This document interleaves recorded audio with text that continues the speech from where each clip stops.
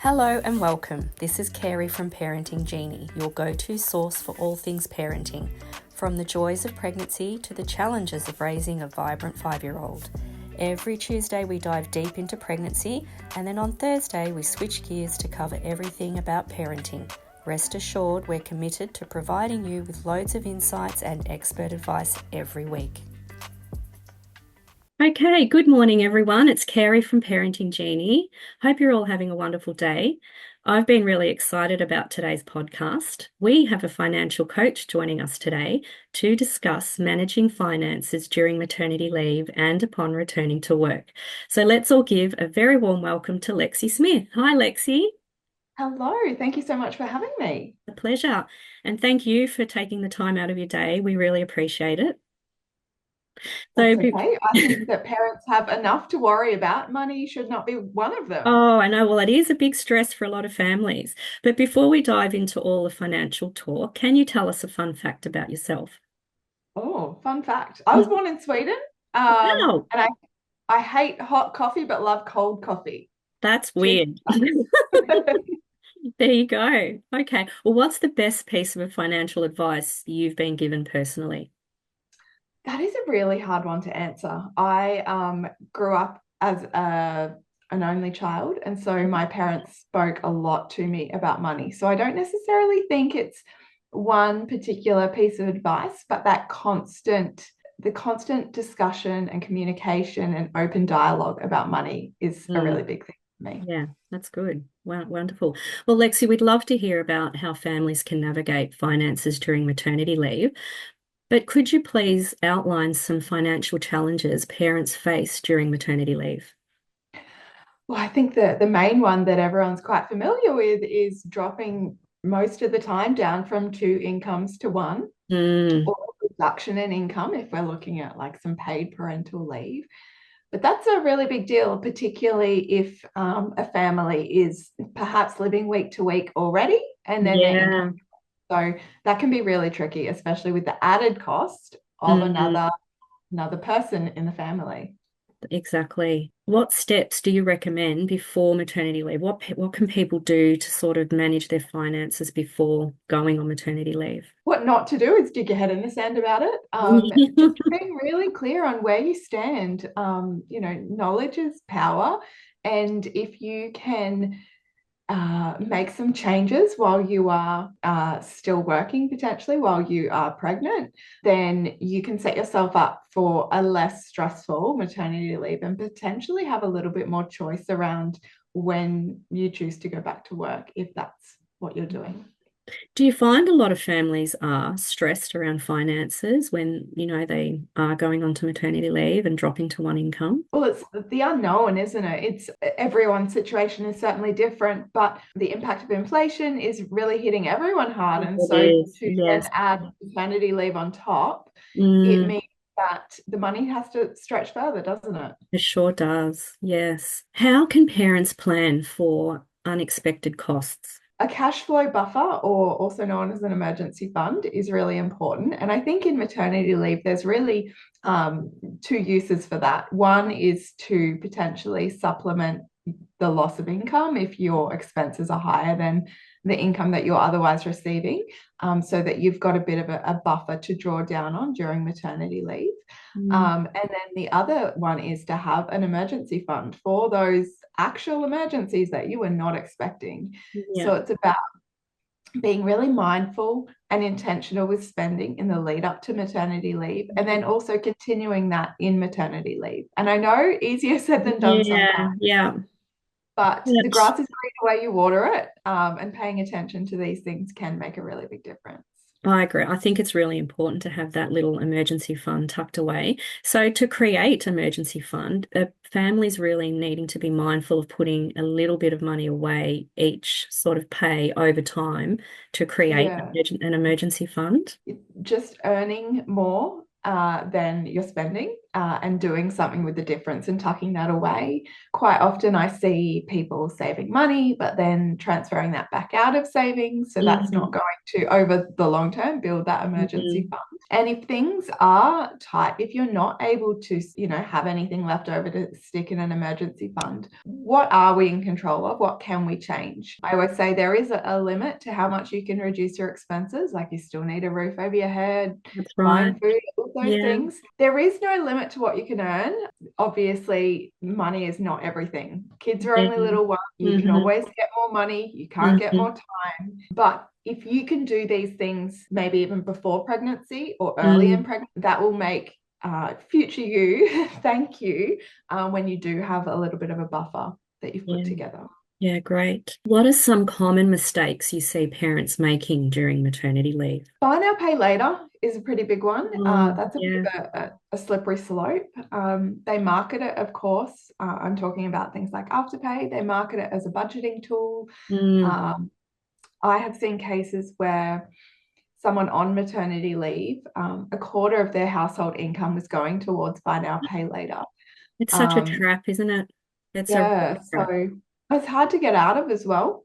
And typically things that we're putting on buy now, pay later are wants, not needs. Yes. I was having this discussion with someone else yesterday, and I gave the example, like there might be a case where, yes, you just need to use it buy now, pay later. The example was there is absolutely no money in the bank and the fridge has died and we Yes. need a new fridge. Like that is not a want, that is a That's a need. necessity. Yes. Yeah. So if you can, close buy now, pay later accounts. If you take anything away from this episode, if you've got a buy now, pay later account, close it.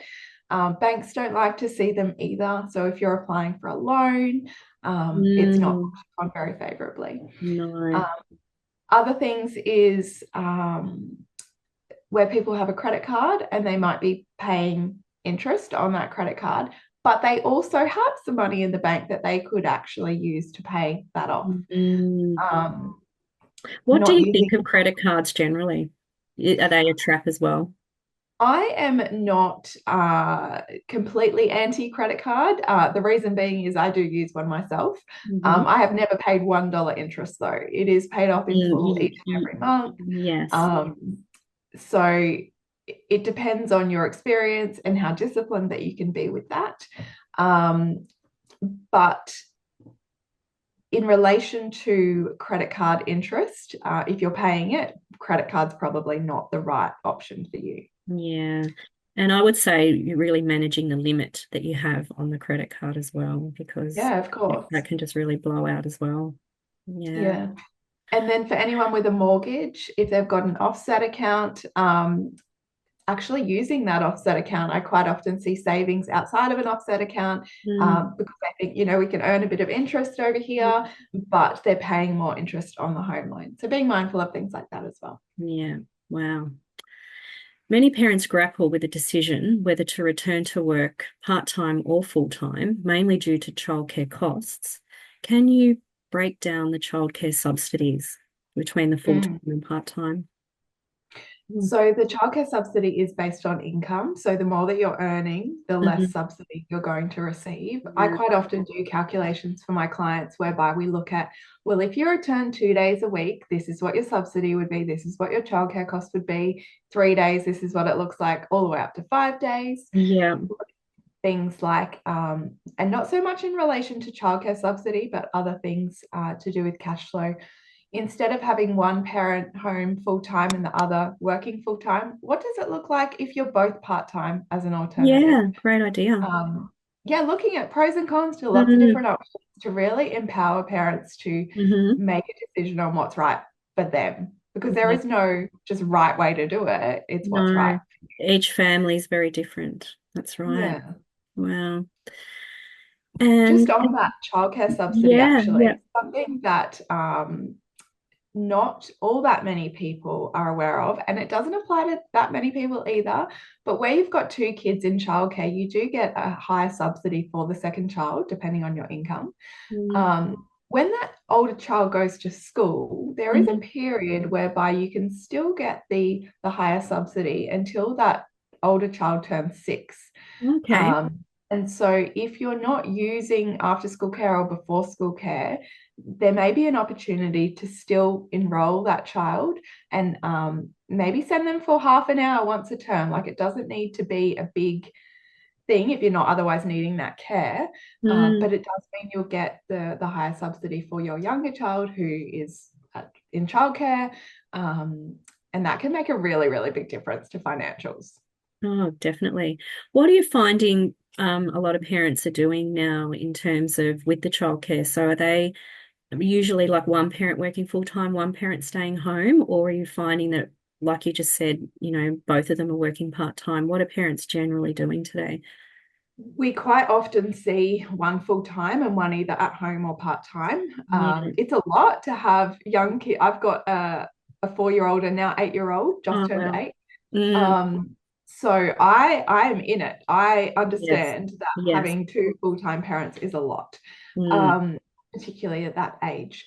mm, I did some calculations the other day in relation to having a family income of $100,000 between two people, but only one person working, and then $100,000 between two people working. yeah. And because of what we call the tax-free threshold, the Mm. difference in tax in that scenario was about $10,000 over the year. Well, what was the So benefit? Was it one person working or both part time? it was both part-time. So you've still got the same amount of income. This assumed that they were earning the same amount on an Yeah, annual yeah, yeah. basis. But it meant that both parents could have the time with the child, which like that's another benefit, isn't it? It is, and $10,000 more. You It mean saved saved $1,000 from in tax. tax? Oh my Yeah. God, wow. Yeah. That is So pay huge, isn't it? attention to these things to understand your Yeah, situation and look at the pros and cons of different options. yeah. That should be the key takeaway from today. Oh, absolutely. Wow, that's amazing. Something really important to look at, and even to, hire a financial coach just, in the initial stages to sort all of that out for you, which would be the best Yeah. option. Yeah. How should parents evaluate their best option when considering their return to work? Well, we sort of covered that really. Do you find parents are doing, in terms of considering returning to work? Are they, Um, sorry, go ahead. sorry. I think, Everyone is so different. Mhm. I know for me personally, when I went back to work after my first, I jumped in straight 5 days. That was just what works for Wow. me, what works for our family. Mhm. I was really excited to go back to work. And then second time around, it looked a little bit different for me because I had started my own business. And Mhm. so it wasn't so much that I did a certain number of days. But long story short, my son actually did end up going full time to childcare when he was 9 months old. Mm. Um, but again, like that was not my initial intention. But at the Mm. time, in the thick of it, that was the thing that we decided as a family that would work for us. Yes. But we've also had times where my husband has taken a few months off to be at home, to be, Yes. stay-at-home dad. So I think that it's good to be aware of what other people are doing. But if you are living off one income during maternity leave and then you do go back to work, depending on the situation, you could even look to pretend you didn't have that second income. So Mm. if you've done it, you know it's possible, and to do something really constructive with that second income, and potentially That's save good. it all or put it towards Save it. Mm. something, Pop it on the rather mortgage. than the lifestyle creep ticking in. Yes, that's right. I mean, and it's, the sooner you can sort of, pay off that mortgage or get it down, it's much better, isn't it, than paying all that interest over 30 years. So that would be a Definitely. better alternative, really, wouldn't it, to try and pop that on the mortgage I with the actually ran a income. calculation just yesterday. Yeah. Someone had asked me about offset accounts, and we were just looking at the impact of offset accounts. And in the scenario that we looked at, if we had $20,000 as an emergency fund just sitting in the offset account, it was going to reduce the time that it took to repay that mortgage by a couple of years and also Yeah. save $50,000 in interest. So, $50,000 in two yeah, years. That's huge, isn't it? these little Wow. things along the way can make really big impacts. Exactly. Wow. Well, in your experience, what are some effective ways for parents to balance work and family life without compromising their financial health? Can you ask that question again? Yeah. In your experience, what are some effective ways for parents to balance work and family life without compromising the finances? It is a juggle, isn't it? To Yeah. just juggle everything in general. Like I struggle to drink my 2 liters of water and floss my teeth as it is. Yeah. But in terms of not jeopardizing your financial health, making sure you're living within your means and getting creative, like Mm, instead of maybe eating out, maybe it's looking at doing more picnics. And so you're yeah. still enjoying that time with family. You're doing all the things. You don't need to be restricted to just staying Mm, home.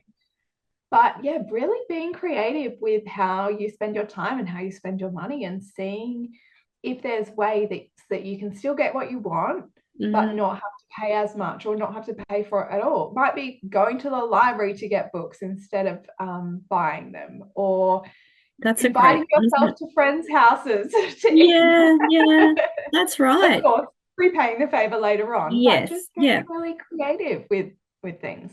exactly. Well, that would be a lot cheaper than going out to dinner with friends. Yeah. You could just swap each other's house around and cook dinner. So that would be a lot And good cheaper. for mental health as well to be around people, friends and Yeah, family. yeah, oh, wow.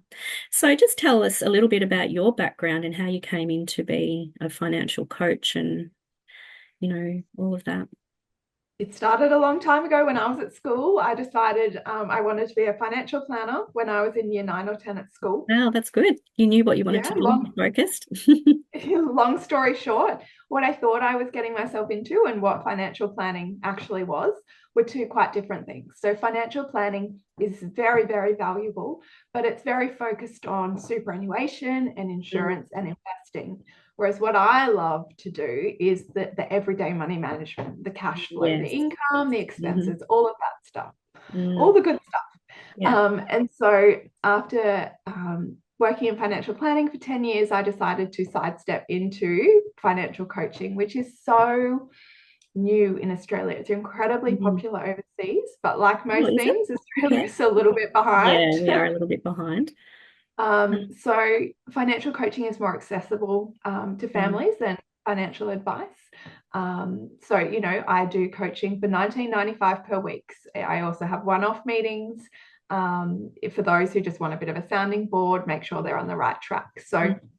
that is, I guess, financial coaching in a nutshell, and a little bit of my journey as well. Yeah, that's amazing. Well, I think it really just does come down to the household spending and managing money. Like some people, really don't have any idea of how to do that, or they may not have been taught by their parents, or, Mhm. so yeah, it can just end up in a big snowball effect, once you're going on maternity leave and then trying to navigate all of that, can't it? Yeah. And accountability is such a big thing. I know that if I just need to exercise, if I'm just exercising by myself, I'm not going to do it. But if Mm. I'm meeting a friend or um, going to a particular class, it's more likely to happen. And we know that having an accountability person dramatically increases the chance of us doing what we say we're going to do. Yes, exactly.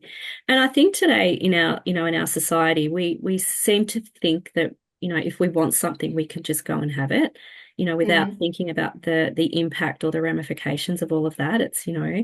But yeah, I think, what you're doing is really important because families, don't want to end up, broke or, in a really hard situation, once they've had a baby. yeah, that's right. Yeah. So where can people find you, Lexi, if they're wanting some financial coaching and or advice?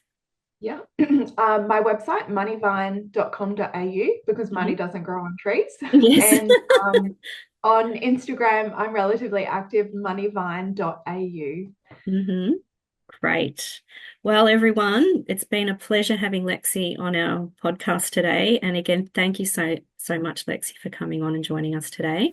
Carrie here signing off. Thanks for tuning in to today's episode. We're looking forward to hearing from you, so please don't hesitate to send us your questions and the topics you're eager for us to explore. Join us next time for more tips and stories that make parenting a joy. Until then, happy parenting and see you in the next episode.